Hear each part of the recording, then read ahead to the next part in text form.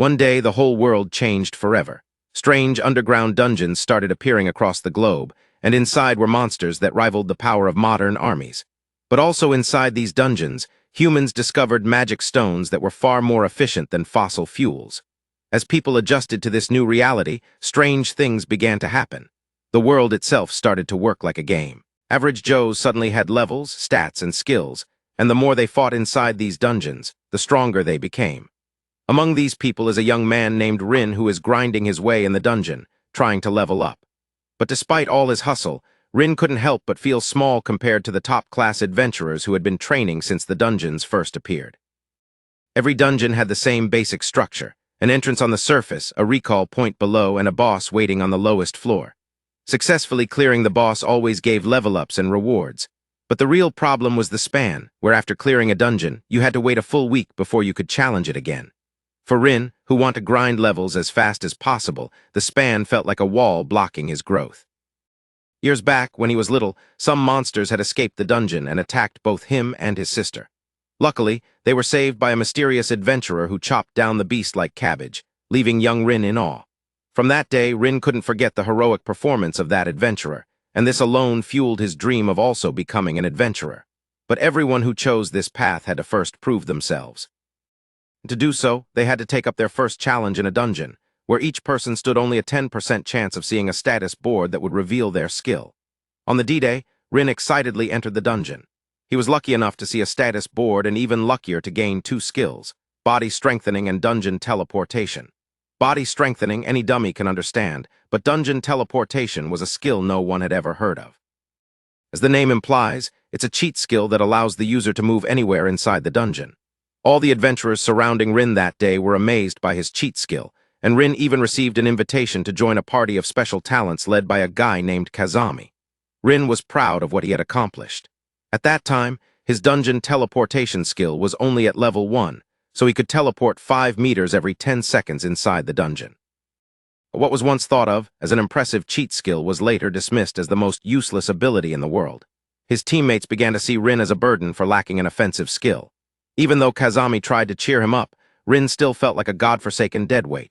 So when he began thinking about leaving the guild for good, he happened to overhear a conversation. One of his teammates casually suggested to Kazami that they should kick Rin out and stop tolerating his uselessness.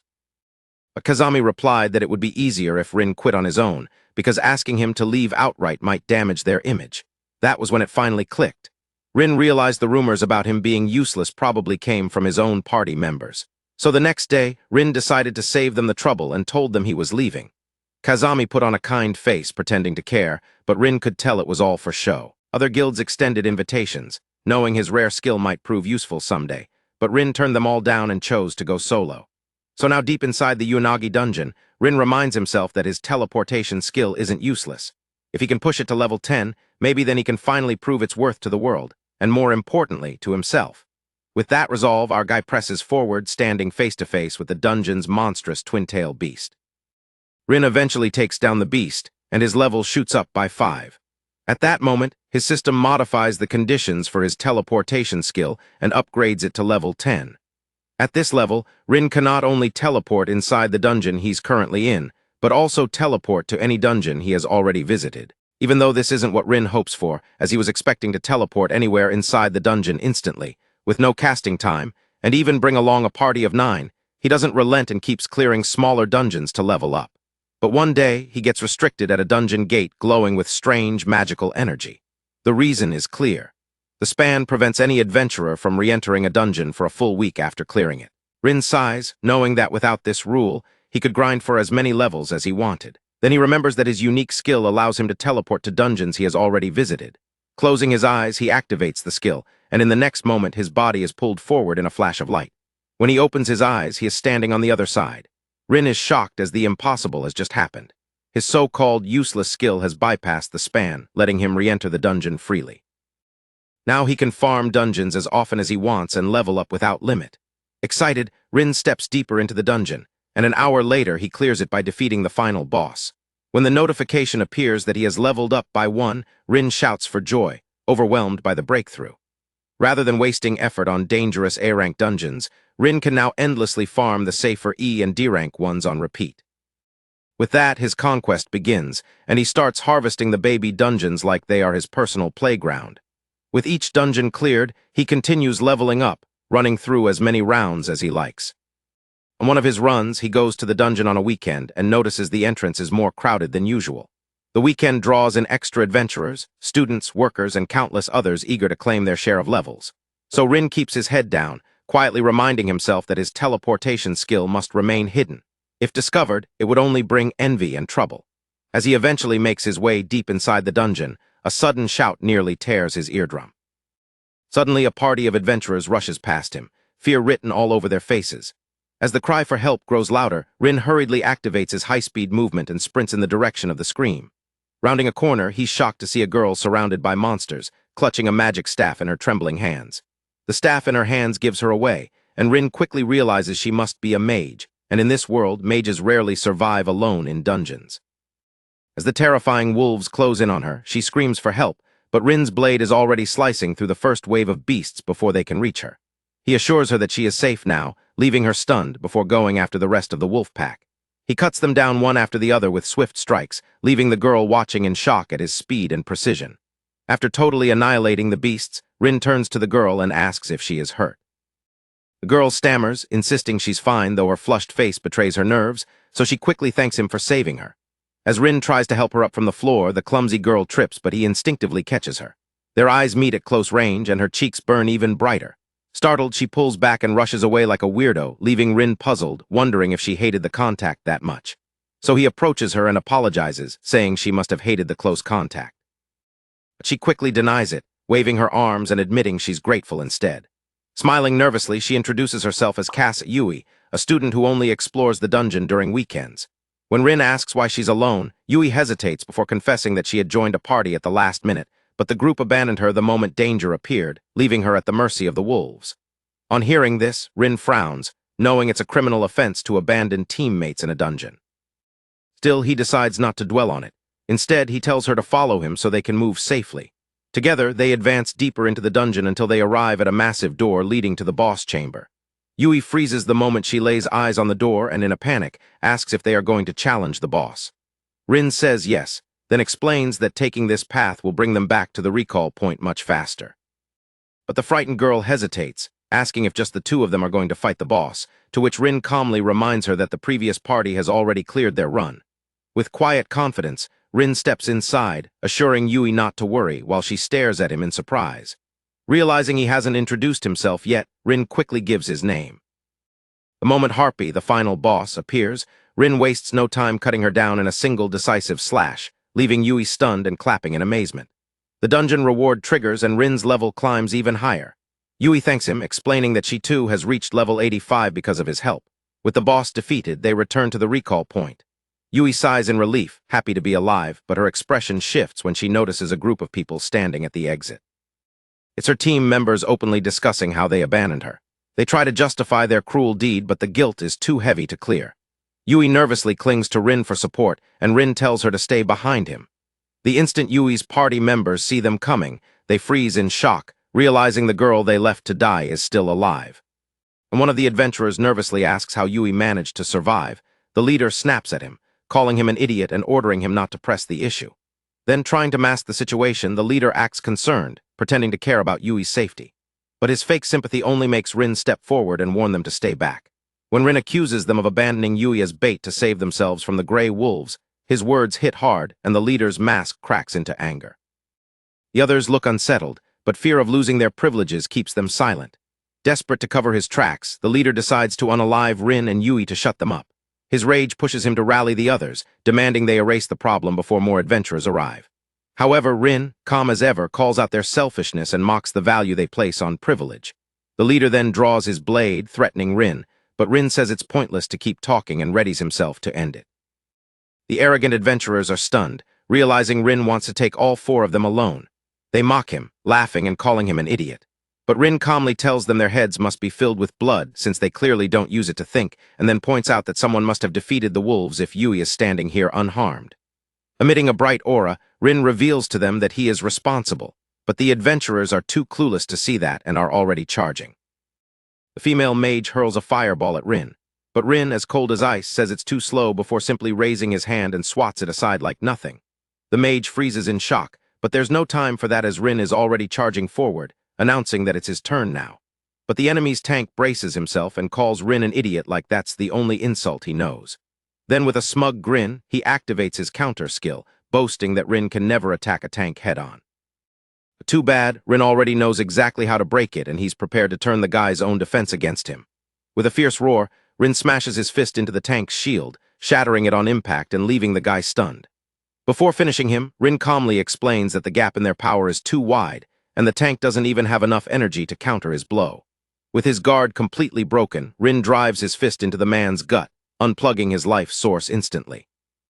The leader, shocked by what he's seeing, demands answers about Rin's overwhelming strength. But Rin states coldly that he isn't here to play around and declares that it's time to end things. So he immediately counters every strike, sending the leader crashing back and forcing another member to drop their guard. When the mage tries to make a move, Rin turns toward her with steady eyes and asks if she really wants to do this. The pressure in his voice alone is enough to make her surrender instantly, and the battle ends with the enemies scattered across the ground. Moments later, Rin and Yui leave the dungeon as officials and guards take the defeated adventurers into custody. Concerned, Yui asks Rin what will happen to them now, and Rin replies that if you do the crime, you should be ready to do the time. At the train station, Yui thanks Rin once more for saving her life, admitting she doesn't know what would have happened if he hadn't been there. Rin accepts her gratitude, but advises her to be more prepared next time she enters a dungeon, and to choose her companions wisely. Embarrassed, Yui promises she will, then nervously asks if she can contact him in the future. She explains that she has always wanted to meet an adventurer she could trust, and moreover, she wants to pay him back for what he did for her. Rin agrees, and the moment they exchange contacts, the girl's face lights up with a bright smile. Rin, seeing her smile, realizes it's been a long time since he's seen one that genuine. When the train arrives, Yui waves as she heads inside, promising to see him again, and Rin returns the wave, watching her leave with a rare sense of peace. Once alone, the protagonist boards his own train and leans back in thought.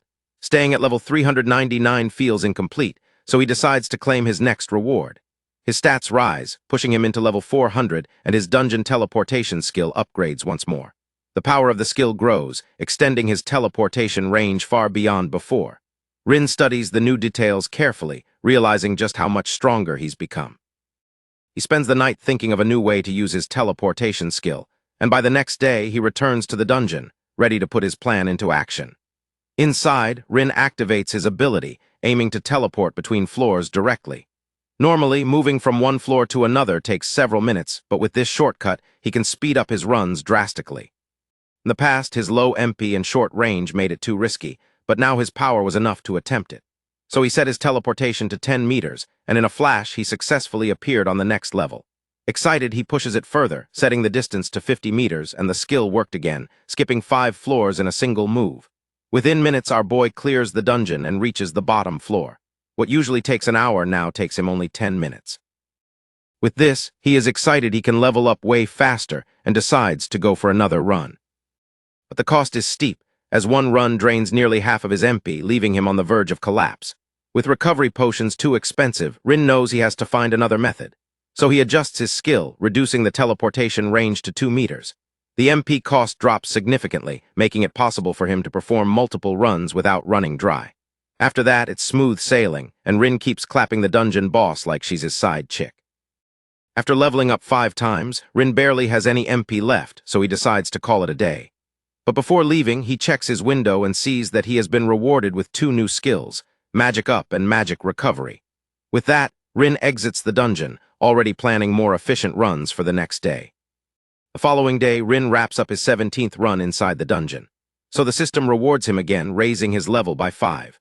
But right after that, a new message appears, declaring that he has already cleared the dungeon the maximum number of times, and as a bonus, his level shoots up by 15 more.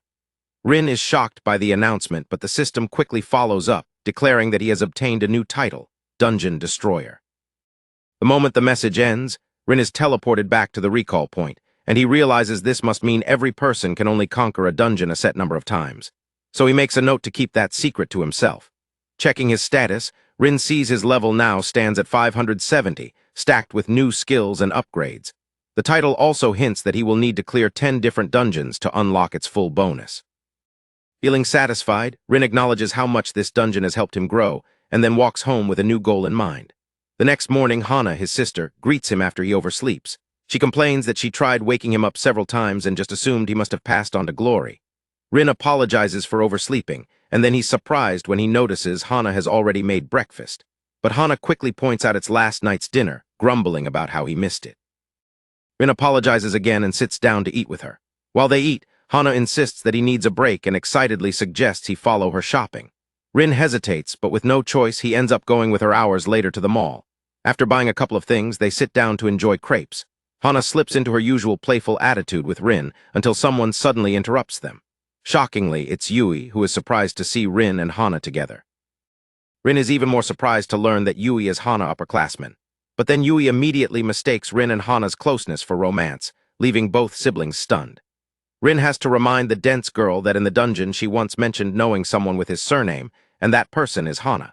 But this only makes things worse, as Yui now assumes that since they share the same surname, they must be married. To clear up the misunderstanding, Rin and Hana drag her to a cafe and practically draw it in crayons for her that they're siblings. After finally getting it, Yui apologizes for her dumbness, but Rin assures her he isn't mad. When it's time for dessert, Yui hesitates, worried about troubling them more, but Rin insists she should accept it as thanks for looking after Hana at school. Yui thanks him and starts eating, while Hana munches away happily like it's her last meal on death row. When Rin complains about her eating like a hyena, Hana defends herself, joking that girls have another stomach just for desserts. After eating, Hana then suggests Yui join them for more shopping. Rin agrees, adding that it would be helpful since Hana is always troublesome during shopping trips.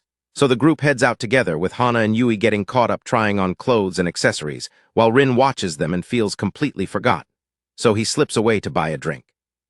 On his way back, Rin notices Hana missing, but in another corner, he finds Yui being pressured by two shady doucheface trying to force her to milk their nuts.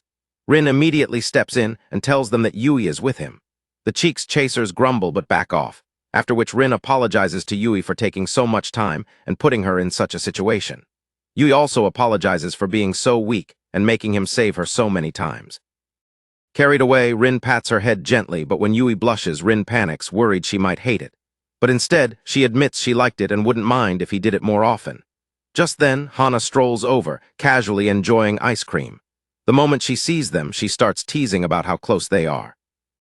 After spending a fun holiday with Hana and Yui, Rin enters the Shin Dungeon, an E-rank dungeon the next day ready to grind. With each monster he defeats, his level rises little by little. His dungeon teleportation skill also improves, and its activation time cuts down to just 1 second. Days pass, and the grind drags on.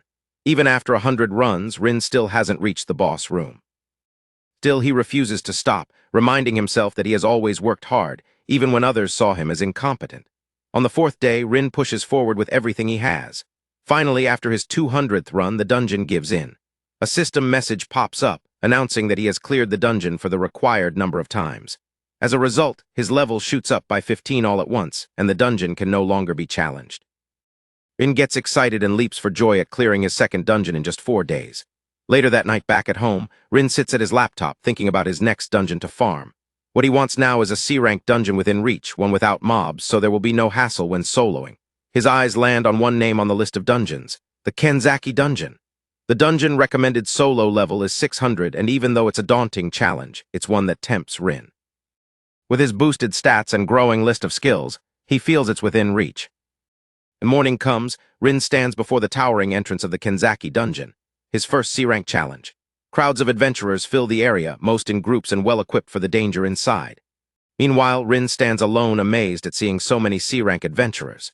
Just then, the crowd begins buzzing about the arrival of a rumored party, one where each member possesses unique skills, each known for reaching level 2000 only a year after their debut. The second Rin turns, he freezes in shock. The rumored party everyone is talking about is none other than his former party, Kazami and his crew. Leading them as always is Kazami, wearing this stupid friendly smile while the others trail close behind. Kazami walks up to Rin as though nothing ever happened, saying it's a coincidence seeing him there. Rin agrees quietly, but the tension between them lingers. Kazami then starts talking proudly about his new guild, a group made up of the strongest and most unique people, and then offers Rin a chance to join, but Rin instantly remembers the trauma of the past like it was yesterday. He remembers how Kazami had wanted him to quit the team on his own, just to keep their hands looking clean. Noticing Rin's silence, Kazami forces a smile and switches the topic, asking Rin to introduce him to his party members instead. But when Rin informs him that he doesn't have any and is soloing this run, Kazami freezes in shock. He calls Rin's bluff, insisting there's no way he could have reached level 600 to solo a C-rank dungeon.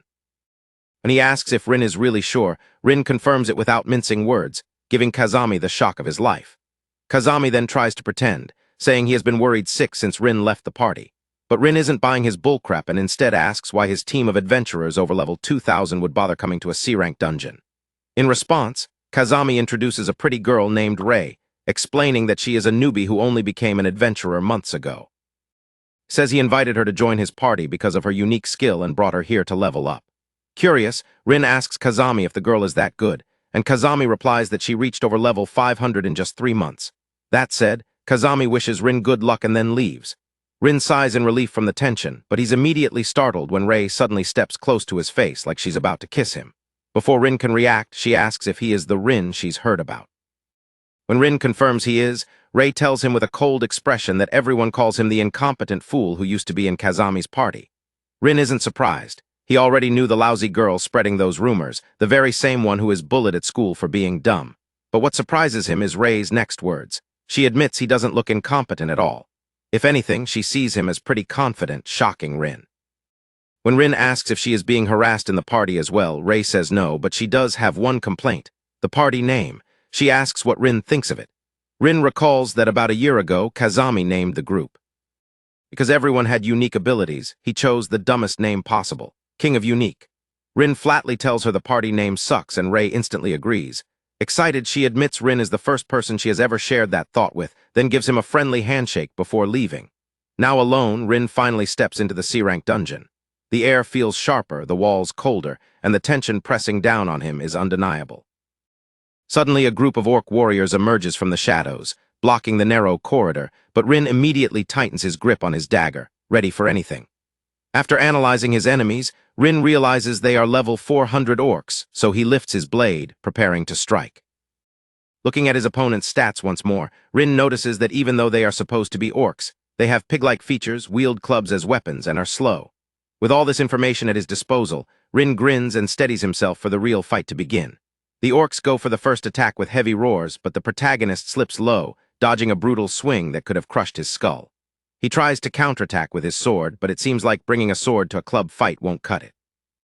So he reaches into his item box and pulls out explosive stones, hurling them at the monsters and telling them to feast on it. Before the piggish orcs can even react, a fiery blast rips through the corridor, throwing them back in a storm of smoke and rubble. But Rin is not a protagonist who wastes time. He's already following up the attack, cutting down the leftover orcs without mercy. The fight ends in moments, and Rin crouches to gather loot. He collects magic stones, and then the orc's stone axe catches his eye, so he identifies it. After seeing that it's a weapon suited for warriors at level 400, Rin stores it away in his item box. The tension in this dungeon is on another level compared to the ones he's explored, but that only excites him more to push deeper inside. Soon, he stumbles across a new opponent, a horned rabbit, small and almost harmless at first glance. Rin relaxes for a second, but then jolts when the menace springs forward with terrifying speed, with its horn aiming straight for his chest. Rin barely dodges, eyes widening, and realizes this rabbit is no joke. So the second time the rabbit attacks, Rin counters its rush, and in one swift motion he takes down the little monster cleanly. Rin's experience points increase by 1, proving that the dungeon truly holds stronger prey. But just then, from the shadows, a massive red boar bursts out. The beast charges like a rampaging boulder, shaking the entire floor. Rin slides back, and when he tries cutting the beast with his blade, it proves useless against its thick hide. So Rin reaches into his box, pulling out the stone axe he claimed earlier, a perfect weapon for this exact moment. With it, he eliminates the boar by smashing its head, gaining another level of experience. He also stores the entire boar in his item box to sell later. Then, as he advances forward, he comes across a massive door. Once he enters the door, he is faced with the dungeon boss, a terrifying high orc with speed and strength so great that the ground crumbles under its power. The high orc immediately swings its massive club, forcing Rin to dodge with precision. Blocking is out of the question, as a single hit could take half his HP, so Rin relies on speed, slipping past its strikes and searching for openings. When he finds one, he slashes across the beast's body, landing his hits cleanly. The orc roars in rage, shaking the chamber with its voice, but Rin presses forward, refusing to let the monster regain control. As it staggers under the relentless assault, Rin leaps into the air and in one decisive strike, drives his blade into the beast's jugular, ending it instantly. The monster collapses and the system announces its defeat. Rin immediately levels up and his dungeon reward rank jumps by 20. Proud of himself, he realizes he is definitely growing stronger. He then gathers loot from the fallen beast, collecting magic stones and the massive high orc club. Though too heavy to use, Rin stores it in his item box anyway, hoping to sell it later. Rin then looks around the chamber, searching for a special item, the legendary Kenzaki sword, but it's nowhere to be found. Worse, the teleportation magic that should return him to the recall point doesn't activate. Instead, he gets a system message confirming that the conditions for something else have been met. Suddenly, the air shifts, and the system announces the appearance of an extra boss. Rin freezes, his eyes widening in disbelief as the floor splits open and a towering armored knight rises, drenched in a dark aura. Rin's heart immediately starts to pound as the system names this extra boss, the unnamed knight, level 1100. Rin is shocked because fighting an extra boss has never happened in Kenzaki Dungeon before. As the nameless knight slowly walks toward him with a huge sword, Rin realizes he's the first person ever to face this thing. He knows the level gap is insane, and the chances of winning are almost zero. But he doesn't have a choice. The doors won't open unless he either clears the boss or dies, so he steels himself and charges in. The moment their blades clash, Rin is immediately overpowered and stunned by the sheer strength of the nameless knight. Every swing is ridiculously heavy, and it's also alarmingly fast, leaving Rin no room to attack. He can only block and parry, forced on the defensive. As expected, the fight is one-sided, and the protagonist admits to himself that unless he finds a way to strike back, he's toast.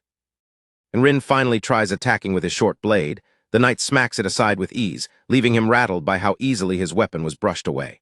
The knight counters with a devastating swing, which Rin narrowly dodges. The knight then follows with a crushing kick that lands hard, dropping a huge chunk of Rin's HP in one blow. Even though he's hurt, Rin stays calm. He figures out that the knight's strengths are its overwhelming offensive power and monstrous durability. But then he notices one thing in his favor. He's slightly faster. That tiny edge might be the only way he can turn this fight around. So Rin hatches a plan. Instead of clashing head-on, he'll target the knight's weak points, its elbows and knees.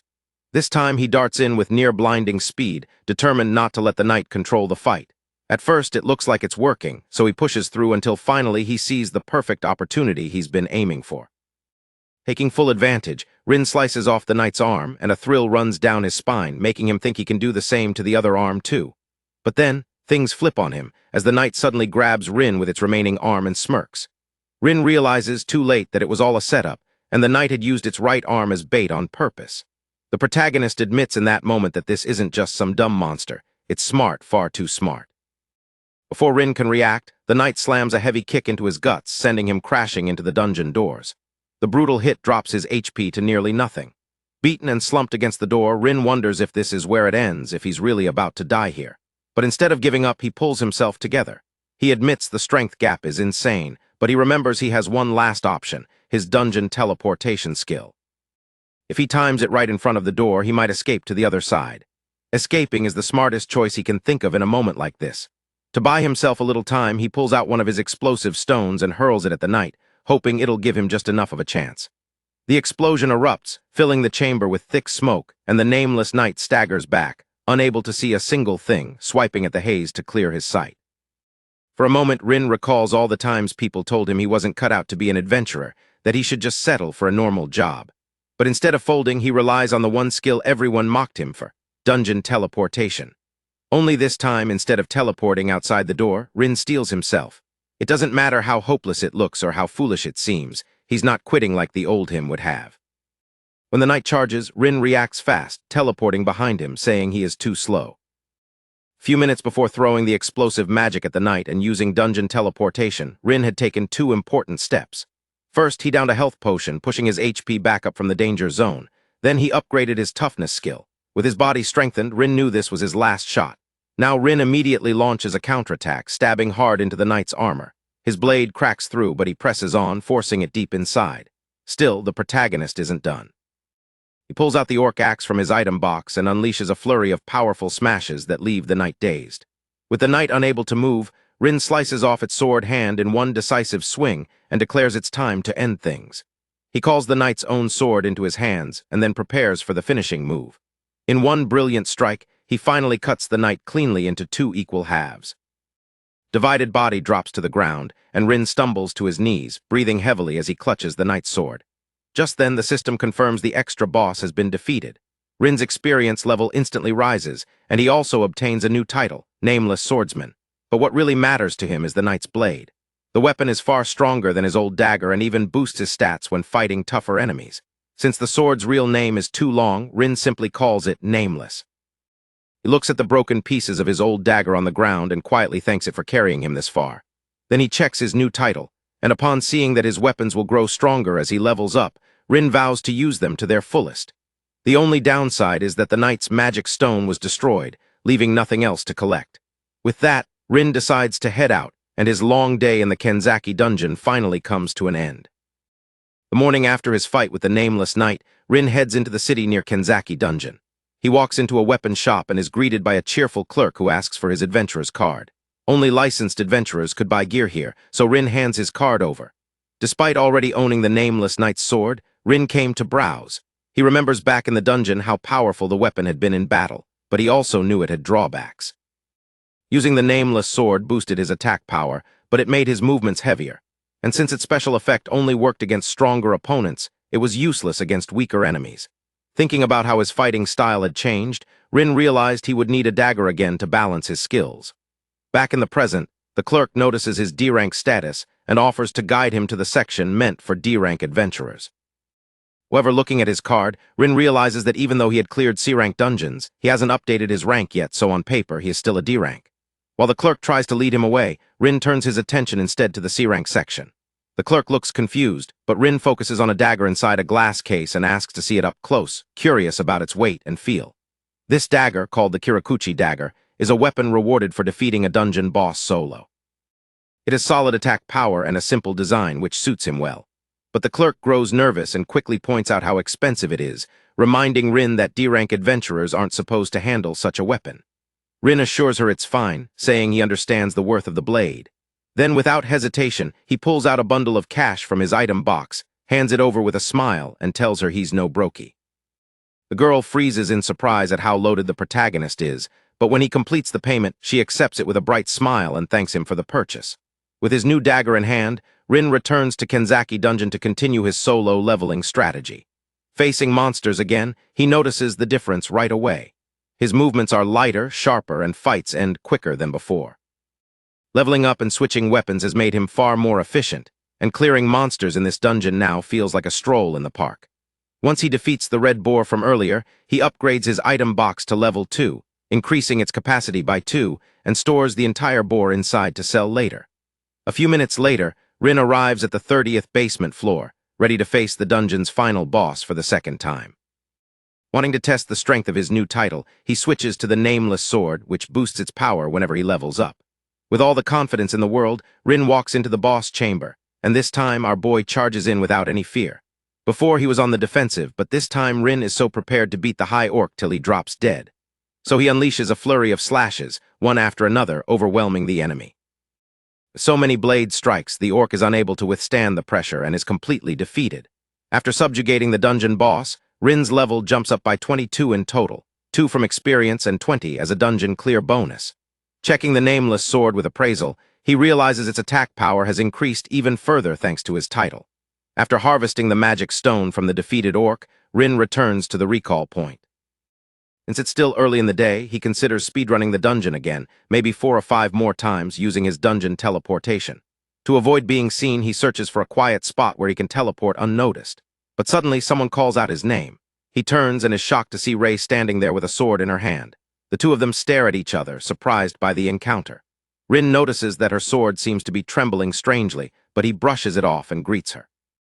When he asks why she's not with Kazami and the others, Rei explains that she came on her own because she wants to gain experience without always relying on them. Rin understands. At over level 500, she still can't take on the level 600 high orc yet, but she's more than capable of fighting monsters on the lower floors. Still, Rin realizes that while making his laps, he has to consider the possibility of running into acquaintances like Rei, and that's something he'll have to be cautious of. Not wanting to raise suspicion, he decides to excuse himself and leave. But just as he's about to go, Rei suddenly grabs his hand. Rin, caught off guard, stares at her in confusion while Ray looks him straight in the eye and insists they go into the dungeon together. Before long, Rin and Ray start moving together through the dungeon. At first, there's an awkward silence between them as they walk side by side. Neither seems to know what to say, and the atmosphere grows heavy. Desperate to strike up a conversation, Rin finally blurts out a clumsy question, asking Ray about her age and hobbies. However, Rin quickly feels embarrassed, realizing how out of place it sounds, like something you'd ask on a blind date. But Ray surprises him by actually answering. She says she's 17, though when it comes to her hobbies, she keeps it a secret. Curious, she asks about him in return, and Rin says he's 19. After a moment of hesitation, he admits his hobbies used to be manga and games, though he hasn't had much time for them lately. When Ray tries to ask deeper questions, like the kind of work he does, Rin immediately changes the subject by reminding her they need to keep their guards up for monsters. Blushing, Ray awkwardly apologizes before pushing forward. As they move deeper into the dungeon, they suddenly come face to face with a group of piggish orcs blocking their path. Rin immediately suggests he'll take the ones on the left while Ray chooses to deal with the monsters on the right, and together they both charge forward together. But as Rin tries cutting them down, he notices something unusual. The ogre's hide feels tougher than before. Not only that, when he clashes his blade against one of their axes, he's shocked by how heavy the weapon feels, almost like swinging a 50-kilogram dumbbell.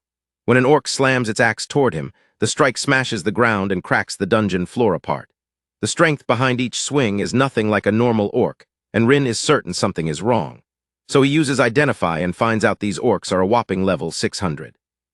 The discovery explains their abnormal power, and Rin is left speechless at their level. Knowing he can't take them lightly, Rin gets serious and goes all out. He increases his speed and lunges at one of the orcs, stabbing it in the gut before following up with a clean slice across its head. After taking down the monsters on his side, Rin turns to check on Ray and even considers stepping in to help if she needs it. But before he can, Ray calls out a spell, and her sword suddenly stretches with wind magic. From several meters away, her blade cuts clean through the monsters in front of her, slicing their heads off in one strike. Rin is stunned, realizing her weapon clearly isn't normal at all. Once the fight ends, Ray calmly says she's done too. Rin can't shake the curiosity about her sword, so he asks her directly. Ray explains it's her unique skill, known as Magic Blade. This ability allows her to create swords with special features, and the one she's currently wielding stretches with wind, making it incredibly handy. Rin, impressed, says it's amazing, though Ray quickly points out that her powers still have limits. She then turns the praise back on him, saying he's amazing too. Ray admits Kazami had called Rin a weak failure, but after seeing him fight, she knows that's all cap now. Rin blushes at the compliment, stammers an awkward thanks, and quickly changes the subject back to the orcs. He tells her they're stronger than before, and after checking their levels, he found them close to 600, almost the same as a floor boss. When Ray asks if he has any guess why the orcs are like this, Rin admits he does. He speculates whether the vibrations in the labyrinth might have something to do with it, but dismisses the thought and suggests investigating a bit. Ray, however, refuses to leave and firmly insists on tagging along. Not long after, they discover the cause. On one of the lower levels, they come across a horrifying sight, monstrous orcs eating other orcs. Rin explains to Ray that these are monster eaters. Normally, when monsters die, their corpses and magic stones get absorbed by the dungeon. But these things devour the bodies and stones that don't get absorbed, powering themselves up instead. Rin figures the orcs they fought earlier must have come from here. When Ray asks if defeating these creatures here and there would solve the problem, Rin answers yes. With that, Ray tells him to leave it to her. In one swift move, she slices off the heads of several monster orcs with her wind-extended magic blade, and together they finish off the rest. The two work smoothly as a team, collecting stones and clearing the mess. Afterward, Rin thanks Ray for helping, but she brushes it off, saying they couldn't have done anything without his knowledge. Then, out of nowhere, Ray turns serious and asks Rin why he chose to become an adventurer. Rin pauses in surprise at the sudden question, then admits it's something he's never shared with anyone except his sister, Hana. He then explains how long ago an adventurer saved his life, and ever since then he admired that strength and wanted to become like him. That memory, he says, was what drove him to walk this path. Hearing this, Ray thanks him for sharing his story, saying it makes her really happy to hear it. When Rin asks if she wants to continue exploring the dungeon, Ray says yes, promising to do her best. Even though Rin has always soloed dungeons, exploring this one together with Ray makes him realize that adventuring with company sometimes isn't so bad. The next day, after teaming up with Ray, Rin heads back into the Kenzaki dungeon to keep grinding. He sticks to his usual strategy, farming non-stop and leveling up at a crazy pace. In just one day, he jumps by 30 levels and earns millions. Using his teleportation ability, he keeps running the dungeon over and over, mostly fighting red boars. By the time he's taken down the High Orc for the 20th time, he's already at level 400 and sitting on a pile of rewards. Even with all his upgrades, his storage eventually maxes out with magic stones, so he decides to wrap it up for the day. But the boy doesn't stop. He goes back again the next day and keeps repeating the grind. Before long, he's cleared the place so many times that it starts to feel easy. By the 23rd run, the final boss High Orc barely phases him anymore. Rin cooks the orc faster than instant noodles, and even the boss looks shocked at the boy's maxed-out strength. Finally, after hitting the dungeon's completion requirement, Rin receives a massive bonus. He shoots up 20 levels in one go, and when the total count reaches 60 clears, the system informs him that he can no longer receive rewards for completing the dungeon. But by then, Rin's saved up over 11,000 SP, and he starts thinking about how to spend it. He upgrades his strength and speed to the max, and adds some new abilities like enemy detection, secrecy, and resistance to status effects. After that, he feels his power spike like crazy. Compared to before, his strength is on a whole new level, and with that boost, he sets his sights on clearing even more dungeons. And soon enough, he heads to the E-rank Arakawa dungeon, the place he first went to when he became an adventurer. But barely 3 days later, Bro gets kicked out again for completing the dungeon the specified number of times, but not before clapping the final boss and leveling up 15 more times. Deciding to take a break the next day, he meets Yui at the mall. Inside the cafe, while having milk tea, Rin asks Yui why she wanted to meet him, and she explains that she got scouted by a guild not long ago. Rin is surprised but listens as she further explains how guilds often keep an eye out for promising adventurers. When Rin asks about her current level, Yui says she recently passed level 100, shocking Rin, who can't believe she was scouted at just level 100. When he asks for the guild's name, Yui shares that it's called Yuzuki, and then shows him the business card she received from them. Scanning the card, Rin instantly recognizes the guild as one of the top in the country, and Yui confirms it, saying it's a growing guild with a solid reputation. She points out that healers like her are always in demand, since potions are expensive and most parties prefer having healers around. Yui admits she's been thinking about whether she should join, which is why she asked him out to talk. Rin then explains that joining a guild has both good and bad sides. The good part is the support, gear, information, and reliable teammates. However, the bad part is that it limits freedom, since guilds can control schedules and even demand members to take on certain tasks.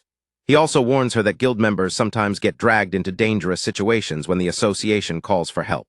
So Rin tells her bluntly, if her main goal is to get stronger fast, joining is fine. But if she values her freedom, she might want to avoid it. Curious, Rin then asks why Yui even became an adventurer in the first place, and she admits she hadn't planned to. At first, she only got her qualifications and entered a dungeon because of a friend's invitation. But when she discovered her talent as a healer, she kept going.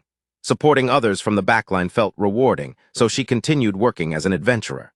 Now, she says she wants to keep growing stronger so she can help others even more.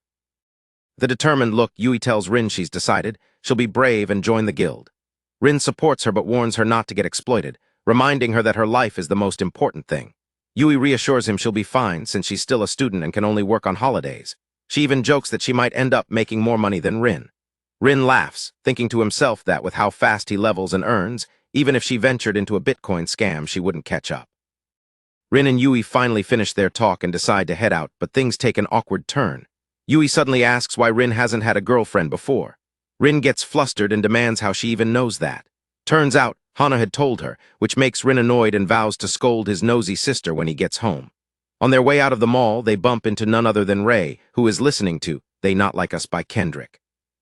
At first, the atmosphere is tense, with both sides hesitating.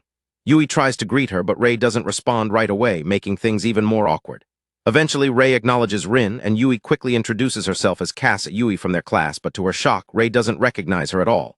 When Yui asks Rin how he knows Ray, he explains that they met in the dungeon. Yui looks surprised, not having known anything about that. Still, it's an odd meeting. Yui tries to lighten the mood by pointing out Ray's constant headphones and asking about her hobbies. But Ray instantly gets embarrassed when it's revealed she sometimes listens to anime songs, leaving her flustered. Yui keeps teasing her while Rin awkwardly tries to cut the tension by asking if Ray has any plans to go dungeoneering. Ray answers no, explaining she's supposed to meet Kazami's party soon for dungeon diving. In turn, she asks Rin if he plans to head to the dungeon that day. Rin gets embarrassed, realizing everyone now sees him as a dungeon addict, Still, he tells her it's his rest day. But that only sparks more awkwardness. Ray gets suspicious about Rin spending his day off with Yui, bluntly asking if they're in a relationship. Both Rin and Yui freeze, embarrassed, scrambling to explain. Rin insists it was just consultation, but Ray doesn't buy it, hinting that Rin might like younger girls. Rin is left stunned, not knowing how to respond, so he blurts out that he doesn't dislike them. The words hang awkwardly in the air, and he instantly regrets how it sounded. Before he can clear things up, the ground suddenly begins to shake. Everyone looks around in alarm, thinking it's an earthquake. But then an announcement echoes through the building, declaring an emergency. The Kenzaki dungeon is collapsing, and citizens are ordered to evacuate immediately. At the same time, adventurers of C rank or higher are called to action. Rin's eyes widen at the announcement, realizing how serious this is. When Yui cluelessly asks what a dungeon collapse means, Rin explains that it's a rare event where the dungeon itself disappears, leaving its gates open. That means monsters can freely spill out into the real world, overflowing into the town. Rin quickly decides to deal with the monsters spilling out and asks if Ray plans on joining. Ray immediately agrees, and Yui also steps forward, insisting she will come along as well. Rin looks uncertain and reminds her that the minimum requirement for entering the dungeon is level 500, but Yui clarifies that she won't be fighting. Instead, she wants to use her healing magic to help the wounded. Rin pauses, then accepts, but warns her to stay by his side no matter what. With their decision made, the group heads out toward the dungeon. Along the way, they quickly prepare their equipment. Rin and Ray change into their battle gear, looking ready for the fight ahead. Yui feels a little jealous and left out watching them gear up, but Rin teases her lightly, easing the tension. Just then, Ray steps aside to take a call from Kazami. When she returns, her face is filled with worry and anxiety. Finally, she gathers the courage to explain to Rin that her party will be handling things elsewhere, and she has been called to rendezvous with them. She apologizes, saying she'll have to leave, but Rin tells her it's fine and that she can go ahead, while Ray warns them to be careful before departing. As she runs off, Rin senses something uneasy about her departure but brushes it aside and continues forward with Yui. Not long after, they hear cries for help nearby. Rushing toward the screams, they find two adventurers surrounded by a group of menacing orcs. Rin immediately leaps into action, cutting down the beasts with swift precision, while the adventurers watch in shock, unable to believe how effortlessly he handles the threat. Once the monsters are dealt with, the adventurers thank Rin for saving them, admitting they're surprised by how fast he defeated the orcs. While they speak, Yui steps in to heal their wounds. Her magic works surprisingly well, and even though she's still low-level, her recovery speed shocks everyone, making Rin wonder if she's more talented than she realizes. Afterward, Rin debates whether they should still head to Kenzaki Dungeon, noting it might be better to focus on the dungeon itself. The problem, however, is that monsters grow unusually stronger during a collapse. This happens because they absorb the magical power that normally maintains the dungeon. As a result, regular monsters become almost twice as strong, while dungeon bosses can reach terrifying levels, sometimes 10 times their usual strength. This condition is called the last boss, and if it escapes outside before being defeated, things get really bad. Because of the strength increase, the danger level also rises by 1, which means only a B-rank adventure subjugation party can handle the dungeon. Rin admits to himself he's not at the level to take this on directly, but since he can ignore cooldown restrictions, he might be able to step in at the critical moment. He also remembers letting it slip to Ray about his dungeon capture yesterday, which only complicates things further. Meanwhile, at Kenzaki Dungeon, Kazami's group has already reached the lowest floor. Kazami shows off with a thunder strike, blasting enemies apart, and the team arrives at the boss room quicker than expected. Although administrators had tried to stop them for being underleveled, Kazami used his reputation to push through. Now, while everyone else talks about waiting for reinforcements, Kazami suddenly suggests they do something reckless, go in and challenge the boss right away. Ray is shocked and questions him, but the proud fool brushes her off, insisting this is the perfect chance to prove their strength and gain prestige. As the rest of the party members start agreeing, Ray feels uneasy, realizing that for them, prestige seems to matter more than their own lives. In the end, Kazami insists it's his decision as leader, and with most of the team already on board, Ray has no choice but to follow. With that, they step inside the boss room, and the massive door slams shut behind them. At that moment, Ray quietly realizes reinforcements will never make it in time, and the next time this door opens could very well mark their annihilation. Suddenly, the High Orc final boss steps out, and its terrifying presence alone is enough to make them tremble in fear. Kazami quickly orders the mage, Sakura, to appraise the monster. When she does, she nervously reports that the High Orc is level 3000. The others freeze in shock at the number, but the reckless Kazami only smirks, calling it a surprise but a worthy challenge. Somehow his twisted confidence rubs off on the rest of the group, who start shouting that they've beaten tough enemies before. Ray, however, feels a sinking dread and is certain this won't end well. 10 minutes into the fight, they are still struggling to bring down the monstrous orc. Pushed to their limits, they resort to sealing magic. With the monster bound by an invisible spell, Kazami laughs and boasts that it's easier than expected. But when the high orc roars fiercely against the seal, Ray's unease only deepens. Just as Kazami thinks victory is near, his smirk vanishes. The orc's roar summons strange armored knights from the ground. Before Kazami can even ask what they are, Sakura quickly identifies them as level 2000 nameless knights. Terror strikes Kazami. He had never expected enemies beyond the boss itself. He quickly unleashes his lightning strike on them, but the knights endure the blast, shocking him further. Even worse, the knights show intelligence, targeting the mages directly. At that moment, Ray activates her magic blade and manages to cut one of them down. Kazami intensifies his lightning strikes, taking down another. The rest of the team fights desperately, managing to bring the knights down one by one. Just as they decide it's time to turn back to the high orc, the monster suddenly breaks free from its seal, shocking everyone. Standing before them now is a creature 3 times its original size, radiating an electrifying dark aura. Sakura freezes in horror, realizing the armored knights weren't just fighting. They had been buying time for the high orc to absorb even more power from the dungeon collapse. When Kazami asks her to identify the monster's level, Sakura nervously tells him what is before them is no longer a high orc, but something far worse. An orc general, level 4000. Kazami tries to show courage even in the face of danger and attacks the orc general with his lightning strike.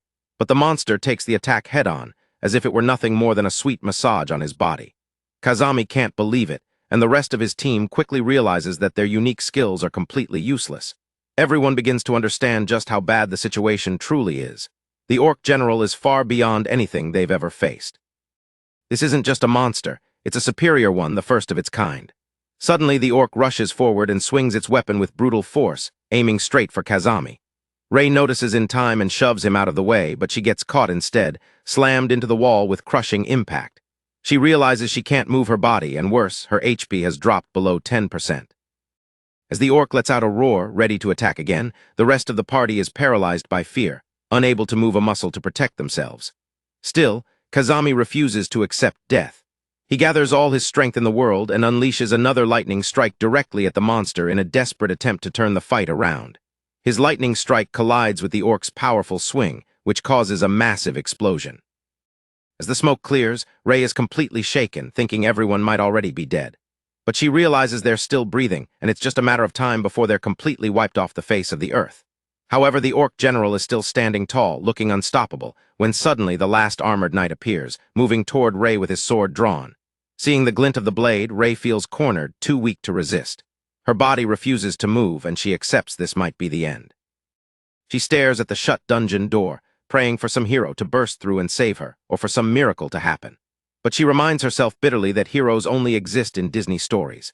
As the night closes in, Ray reflects on her life, wondering where she went wrong, and concludes it was the day she decided to join Kazami's so-called king of unique party. As the knight raises his sword to strike her down, Ray closes her eyes, ready to be the one sacrificed so that maybe others can live. But at the very last second, something unexpected happens. She hears the sound of metal clanging, so she nervously opens one eye, and the first thing she sees is the knight's severed, helmeted head on the ground. In panic, she hurriedly snaps her eyes wide open and then sees the knight's headless body crumpled on the ground. When she looks up, her breath momentarily stops. Rin is standing in front of her, sword in hand. Ray glances back at her and then apologizes for coming late. But several minutes before all this happened, Rin was outside the dungeon with Yui, helping out with the monsters that escaped the dungeon. After which, he told her he was heading to the Kenzaki's dungeon and asked if she was okay with it. Ray insists she was fine, reminding him she's an adventurer too. Rin looks at her and just thinks she's amazing because, even though she's low-level, she's been healing non-stop for over an hour, helping more than 20 people. With that, Rin and Yui headed over to the Kenzaki dungeon, and the place is packed. Adventurers are gathered, whispering about whether a B-rank team has been called in to handle the boss. Rin notices the commotion and steps up to ask what's going on. That's when he hears the shocking news that Kazami's party had entered straight inside the boss room. Rin is stunned. He realizes the dungeon gate hasn't opened again, which means Kazami's group is still inside, fighting. And then it hits him he doesn't see Ray anywhere. At her level, she has no business being there. That's when Rin figures it out. Kazami must have tricked her into rushing in with them. Just then, the dungeon starts to collapse into its final stage, and everyone starts to panic, knowing the boss is about to come out. One B-rank adventurer lets everyone know that the boss will only get stronger as the dungeon collapses, and this might be the end for Kazami and his party members that rushed in. Upon hearing this, Rin instantly thinks of Rei. He resolves not to let her die, so he tells Yui that he's going in. Rin immediately runs straight for the gate, ignoring everyone calling after him. He knows he could teleport inside easily, but to avoid suspicion later, he pretends to go through the entrance normally. As he dashes in, his only thought is hoping Kazami's party can actually handle the boss, but deep down, he knows he has to be ready for the worst. Rin teleports inside the boss chamber up just in time and sees Rei cornered by one of the nameless knights. Seeing that none of them have died yet, Rin quickly jumps in before the knight can strike, summoning his nameless sword. With his sword, Rin chops off the head of the knight, saving Rei at the last moment. Back in the present, Rei's shocked, asking why he's there. Rin apologizes for being late and quickly gives her a strong healing potion, telling her to drink it slowly. As Rei starts to recover, Rin hands her another potion, asking her to pass it on to Kazami's group once she's able to move again. Then Rin turns toward the orc general. He sizes up the enemy, realizing it's level 4,000, way higher than expected, so high it makes him want to run. But instead, he grins, raises his sword, challenging it head-on, promising to show how a lower rank like him fights. Rin jumps right in against this massive orc general. He swings his sword, but honestly, it barely leaves a scratch. The orc just takes it like nothing happened, which already shows how big the gap in power is. The monster comes down with these insane swings, and Rin is just dodging for his life. One hit, and he knows he's done. But instead of backing off, he keeps moving, slipping past each attack and throwing in counters where he can. The problem is, his strikes don't do much damage. Every cut looks tiny compared to the orc's size. He realizes quick that this is a battle of endurance. He gets more tired every time he dodges, but he literally has no choice. So he goes with hit-and-run tactics. Dash in, slice, get out, repeat. It's not flashy, but it's enough to keep him alive and slowly chip away. Meanwhile, Rei is watching all this. She's shocked because the Rin she remembers was always the weakest one. The guy who was only useful for that weird teleportation skill. Now she's seeing him stand toe-to-toe with a boss-level monster, and her heart is pounding like crazy. She starts piecing it together. Maybe Rin has way more potential than anyone ever thought. Maybe he's the one person who could actually grow stronger than everyone else. But to prove that, he has to win this fight. So as she stares at him, all she can do is clench her fists and hope.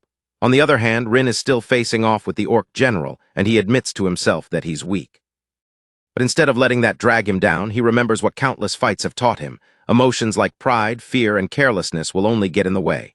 He clears his mind and focuses purely on the enemy in front of him. He knows that if he wants to survive, he has to bet everything. So he moves in, putting his whole heart into the fight, going head-to-head with this monster who's way above him in rank. The orc general swings like crazy, but Rin doesn't flinch. The ground breaks apart from the force of the attacks, and rubble flies everywhere. Instead of panicking, Rin uses his skill Enemy Search. Since the debris is part of the dungeon, it carries magic, and with that ability he can sense the rubble all around him in 3 dimensions. Now he's dodging through the flying rocks like it's nothing, closing in on the orc general. But suddenly the orc throws away its giant axe to move faster, aiming a deadly strike straight at Rin. Rei shouts for him to watch out, thinking he won't be able to dodge, but Rin just smiles and says he's dealt with this kind of thing before. Then he kicks in his super speed skill, boosting his movements by 30%. In a flash, he avoids the strike and repositions himself, ready to push the fight even further. Rin goes all in now. He rushes straight at the orc general, yelling that this is payback. His sword glows with boosted power, and he slams it right into the monster with everything he's got. Even activates super strength on top of super speed, stacking both skills to push his limits. The problem is those buffs eat up his mana fast, but Rin doesn't care anymore. He knows this is his last shot, so he pours it all into one final push. He hacks away with wild determination, each strike hitting harder and faster. The orc general roars in pain, but Rin doesn't stop. He keeps pressing forward, telling himself he just needs a bit more to bring it down. Clash shakes the whole place, dust and rubble flying everywhere. Even then, the orc general refuses to fall. Rin stares it down, whispers under his breath, and steadies himself again. The monster, bleeding and furious, picks up a massive cleaver. It looks like the fight isn't over yet. Meanwhile, the girl watching can hardly believe it. She sees Rin holding his ground against that beast and realizes he's no ordinary weakling anymore. Rin is standing toe-to-toe with a monster that should have crushed him. Finally, Rin leaps high into the air, sword raised for a finishing blow. The orc general looks up, confused for a second, but Rin doesn't give him time to react. He comes crashing down, shouting that it's over as he swings with everything he has. The orc swings its axe wildly, but Rin slips in and slashes deep, finally breaking through. The monster stumbles back, blood spraying as it crashes to the ground. Ray watches in shock as Rin stands tall, sword in hand, with the giant beast lying lifeless at his feet. The room goes silent, and all she can hear is her own heartbeat. Rin turns to her with a calm smile and says it's over. Ray can barely believe it. Just moments ago, survival seemed impossible. Then, as if the world itself acknowledges his victory, Rin's level skyrockets. Notifications ring out, his power surging higher than ever. Not only did he defeat the boss, but he even gained the rare title Bringer of the End. Rin finally gets a moment to breathe after the fight. Ray, still emotional, thanks him for saving everyone. Rin gives a calm yeah, clearly relieved they all made it out alive. He looks at the others lying on the ground and admits he's really glad everyone's okay. Then Rin points out Kazami's reckless behavior. He notes that while it's good Kazami didn't die, acting on his own like that put everyone at risk. Ray agrees, saying they couldn't stop Kazami either, so the blame isn't just his. The mood softens when Rin reaches out and pats Ray on the head. She freezes for a second, surprised, and quietly asks. But he just gives her a reassuring look, reminding her that they should focus on the fact that everyone is still alive. Ray smiles faintly, finally easing up.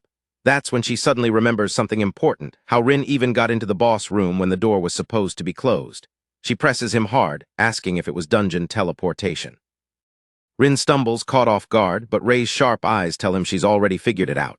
Rin tries to deny it, but Ray doesn't let up, pointing out that he must have been able to bring people in during cooldown. Rin protests, saying he didn't, but Ray takes his hesitation as confirmation. She promises not to spread it, though, adding that someone who saved her life deserves her trust. Rin, scratching his head awkwardly, accepts it. Still, he worries about how to explain the boss's defeat to others once they return. Luckily, Ray comes up with a plan.